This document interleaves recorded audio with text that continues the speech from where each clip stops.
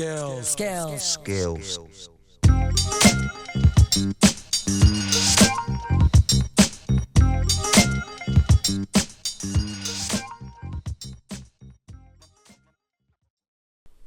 What you're about to listen to is a quick preview for Worlds this week.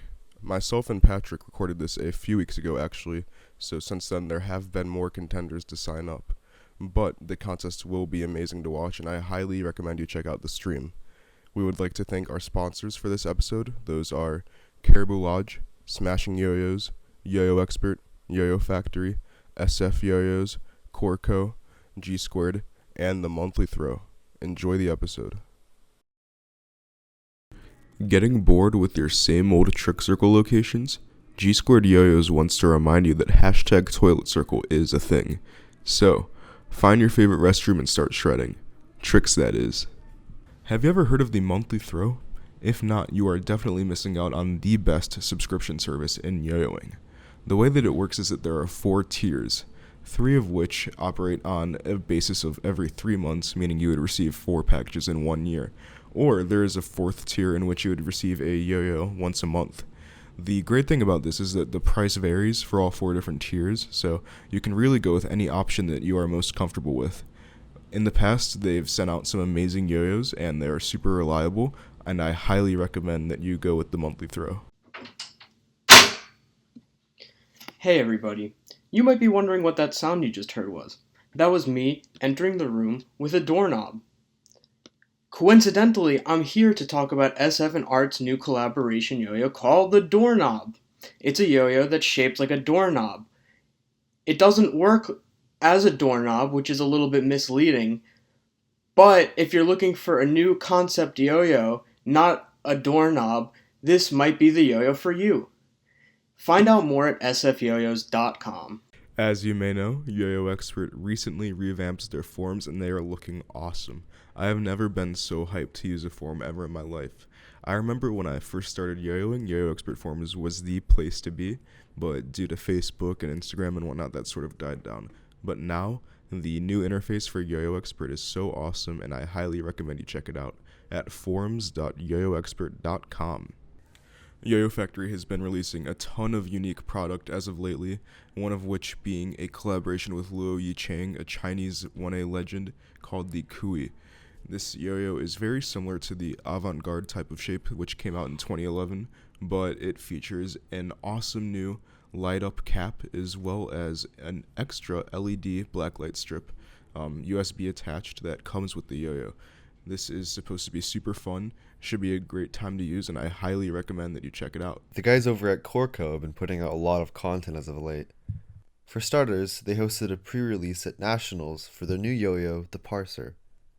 It's an amazing $45 monometal yo-yo that showcases similar design traits to the word irony and the SF Corco BFF. They've also added 2 new members, Kazuma Miyakawa and Mike Durdak. Congrats to Corco for scooping these amazing players. I'm excited to see what they accomplish in the future. Hello everyone, Colin Beckford here. I'm here with Patrick to give you all a little preview about Worlds in Shanghai, which is coming up very soon. So how's it going, Patrick? It's going pretty well, man. Thanks for having me. Awesome. So this is likely going to be one of the biggest Worlds yet in terms of the amount of people in 1A. Right now, there is around 350 people registered. We're approaching the end of July. The contest is in about 2 weeks, so this will probably grow. I'm assuming that there will probably be around 400 plus competitors in 1A alone. Yeah, I was just super blown away by the number of competitors registered for 1A. It's just going to be super crazy. I think making it through wildcard is going to be harder than ever. Everyone's going to need a little bit of luck to make it through, I think. Totally, yeah. And speaking of wildcard, since there's so many people who have to do that round this year, they're actually splitting it up into 2 wildcard groups to be ran at the same time. It's likely in order to prevent judge fatigue from having to judge hundreds of freestyles in a row. The way they're planning on doing this, though, is that it'll be split randomly, but the goal is to try to get the country representation equal. So I'm honestly not sure how to feel about this, but at the same time, I don't really know what the best way to go about it would be. I know in the past, some people have kind of mentioned it maybe being a China wildcard and then an international wildcard. but I'm not really sure which one would be better, personally. Yeah, I think this will probably be the most controversial point of Worlds, and where you might see a lot of players like complaining down the road. But yeah, no, I just don't know if there's any better way to do it, especially considering that they have to get wildcard down in one day. Yeah, so I think this will definitely be the most controversial. And another point to make is that this year's Worlds will probably be the most underrepresented year for the US ever, which makes sense. Shanghai is the farthest from the US that Worlds has ever been, I believe, so it should be expected. Yeah, I'm still pulling for Team USA. I think we can like pull off a win. I don't know. We'll see. Me too. We'll see what happens. But yeah, looking forward to seeing all the freestyles, especially from the US players. US Nationals was like amazing competition, so I think that the US has a really good chance at taking the title. Totally. Moving on for the contest, let us go through our top 10 challengers to take the world title from Shion for this year. Yeah, this should be fun, you know. Shion just kind of dominated Worlds the past couple of years and hasn't lost a 2-minute and 3-minute in like, what, 2 or 3 years now? So to start out on our list, first up is Evan Nagao. Evan is the 2-time consecutive US national champion. He just did one of the most iconic freestyles of all time just a few weeks ago in Chicago. And I think that he has a lot of hype going around for him to take the title this year. What do you think? Yeah, so I think Evan has just as good a shot as anybody, bringing insane performance and really leveling up his tricks from nationals last year. I think Evan's really good at sort of like the balance of having like the most insane, best performance you've ever seen, but also tricks that can score high enough to get him the win. Yeah, Evan's got a great shot. Continuing on the US contingent, Gentry Stein is another notable mention. He is a 3-time US national champion, 1-time world champion, and he's been on the podium at Worlds 3 times in total. Yeah, Gentry really brought a lot of new tricks to nationals, and it really blew me away personally, and I think Colin would say the same. He also has a great shot. I think the biggest thing that could throw Gentry for a loop is just the level of difficulty of his tricks is so high that I could see him missing a lot of tricks. That first semi that he did, you know, he didn't hit his semi very clean, and maybe it was just the pressure of trying new tricks out for the first time on stage. I don't know, I think it'll be interesting to see. Next up is 3rd place from US Nationals this year, Nate Daly. Prior to US Nationals, Nate won every contest that he entered in 2018. So started out with PNWR, ended up winning Cal States as well, and then topping it off with BAC. Yeah, so I mean, I guess I would sort of flip this back onto you, Colin. Like, what do you think about Nate's ability to stretch the success that he's seen in like 2 minutes out to 3 minutes? Nate's 3-minute at Nationals was very, very promising. The tricks were definitely there. He did a lot of tricks. His tech score was one of the highest at the event. Now that he has more time going into Shanghai to create a new freestyle, he does have the potential to not only improve the small flaws in his old freestyles like repeated elements and whatnot, but he could also improve his performance a lot. So depending on how well his new performance is, I think he could definitely be up in the top 3, given an extra minute of time on stage as well. Yeah, you know, I think Nate's just bringing like a lot of hype into the contest. I was talking to him at Nationals about how he feels like he's gotten to a point where his mindset is like really good going into these contests. So I'm really hoping to see Nate show an amazing 3-minute again. Next up is Andrew Bergen. Bergie got 2nd in Iceland last year to Shion. And he also this year placed 1st place at both contests in the East Coast he competed at, Virginia States in January and Mid-Atlantic Regionals in May. Nationals, he didn't have the best day, but I still think that personally he can bounce back to be at least back on the podium again in Shanghai. What do you think? Yeah, I think Bergie is kind of like a wild card. If he puts the time in, he'll definitely be a contender. The question is, will he put the time in, and will his routine, I guess, reflect all he has to offer? Totally. Next up is Kieran Cooper. Kieran recently placed 4th at US Nationals with an amazing freestyle. A lot of people thought he got robbed to the extent of not being on the top 3 or not winning. What do you think about his chances, Patrick? Yeah, so Kieran's sort of interesting in that the way that he tries to like win contests is just by maxing out tech and doing more than everyone else, which is kind of an interesting approach. I think that if Kieran combines this perspective that he's had for a lot of contests this year with a slight increase in his focus on performance, I think he has, you know, more than a great shot at like top 5, even top 3, maybe even the world title, you know? So now moving outside of the US, next up is Polo Garbkmal. Polo just won AP a few weeks ago, and he is also the Thailand champion this year. So he is starting off in semis.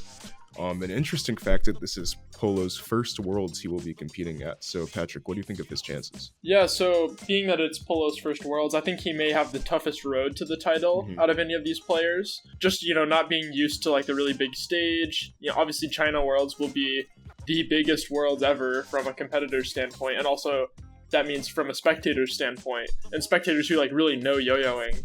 So I think Polo is he could go really clean and make it. He could also miss a lot of tricks and not even make finals. I'd love to see Polo do well. I just am interested in seeing how he'll handle being on like a much bigger stage than he's experienced before. Yep. Next up is the other multinational champion, Tal Mordok, and Tal is also the Israel national champion, so I believe he is seeded to semifinals already. Yeah, so Tal always brings pretty cool tricks and pretty cool performance to the stage. I think that his biggest risk is probably not doing enough tricks, just because his style is kind of a lower tempo. But yeah, regardless, I think he'll be a fun player to watch. Yeah, and likely one of the better performers on stage, which could boost him as well. Yeah. Next up is one of the 1A legends, Takeshi Matsura. We haven't heard from Takeshi in quite a while. He hasn't competed officially in 2 years, I believe, but if you aren't familiar with his titles, he is the two-time Japan National 1A champion, and he's placed second at Worlds in the past. Yeah, so Takeshi deciding to come out of retirement, more or less, is kind of surprising for me, just because I didn't think he would compete at Worlds in 1A again, but excited to see him there. He has to start in wildcard, correct? Yes, he does. Yeah. Yes, so I'm interested to see how Takeshi handles having to do a pretty high stress 30 seconds of yo-yoing just to make it into prelims. I mean, he's shown in the past that if he can make it into prelims, he can make it through to finals and do a really dense, like, incredible finals routine, but I would just be interested to see if he can make it out of wildcard. Right, me too. It'll be very competitive, so he can either just not make it out of wildcard or just win the whole thing, I feel like. Right, it's crazy, just because, I feel like wildcard's kind of, geared towards faster players, and Takeshi's not really like a faster player, but if you give him enough time to do a lot of tricks, he'll like blow everyone else out of the water. Next up on our list, another person that does have to start in the wildcard round is Jason Liu Zichen. Jason is a two-time China national champion, his most recent win being in 2016. So Jason is pretty much like the hometown hero for Worlds, I would say. Yeah, so Jason is the person who I want to see in finals more than I think anybody else. He's another one who I'm interested to see if he could make it out of wildcard. I think it's just really going to come down to how clean people go, and really just like the number of tricks that they can pack in to their wildcard routines. And I think, Jason can do incredible performances, and he brings like some of the best energy to the stage of like any yo-yoer in the world. But, obviously those are in later rounds. So really interested to see how he fares in wildcard. Totally. And last up on our list is one of the underdogs. He's had quite a quiet year for 2018, but that person is Yuki Nishisako. Yuki placed 5th in Iceland for Worlds last year. Yeah, so last year Yuki was able to go from placing 18th in semis all the way to 5th in finals, which was a huge come up, and I think was a little bit surprising just because he's one of like the best at semis in the world, as he's shown this year at Japan Nationals. Unfortunately, he kind of had a bad run at JN, but I think that, since he's had some time to refine his routine and improve, I think he's not going to have any problem making it to finals, first of all. And I think that in finals, he has a really, really good shot at placing top 5. I think Yuki is a player who is just like super underrated, and I think he can, really blow some people away at Worlds this year. I'm just really excited to watch all of these players in finals, and even more, Shion bringing like his crazy style to the stage. There's just a lot of other players that we could talk about, but I think we feel like these 10 probably have the best shot at, taking the 1A throne from Shion. Totally. That is all for our preview for Shanghai. We hope you enjoyed it, and we hope you'd like to see more content from us like this in the future. Thank you for listening. So, that was our preview for Worlds. I hope you enjoyed this episode, and I hope you watch the contest this week. It's going to be super stacked, and you won't want to miss it. Once again, thanks to all of our sponsors: Caribou Lodge, Smashing Yo-Yos, Yo-Yo Expert, Yo-Yo Factory, SF Yo-Yos, Corco, G Squared, and The Monthly Throw. Thank you.